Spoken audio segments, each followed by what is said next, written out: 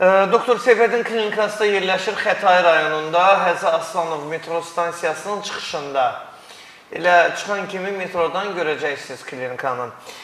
Bunları bayaq göstərirdim, o saç məsələsi yadıma düşdü. Deməli, Dəmirov xəstəliyindən əziyyət çəkənlər üçün bizim belə bir mərcunumuz var. Burada heç bir dərman vasitəsi yoxdur. Hamısı təbii üsullardan hazırlanan mərcunlardır. Dəmirov üçün, bütün növü üçün belə bir mərcunumuz var.